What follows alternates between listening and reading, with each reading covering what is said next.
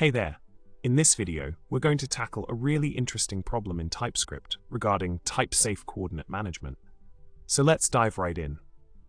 In our problem, we have a function called farthest, which is supposed to handle coordinates with a specific origin type. The catch is that we want this function to only accept one type of origin at a time. However, due to how the types are defined, we end up with a union type inference issue. But worry not, we have a solution for this. By slightly tweaking the definition of the coordinate interface and the farthest function, we can ensure that only one origin type is accepted at a time.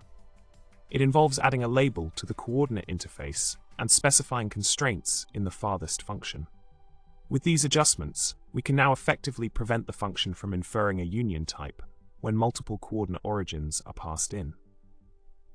It's a bit of a workaround, but it gets the job done. So in summary, by making these modifications to our code, we can enforce strict type checking for coordinate origins in TypeScript, making our coordinate management system more robust and error-proof. I hope this explanation was helpful in shedding some light on this type-related conundrum.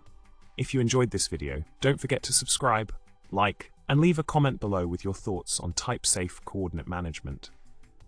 Because let's face it, who doesn't love a good TypeScript challenge? Thanks for watching, and until next time, happy coding.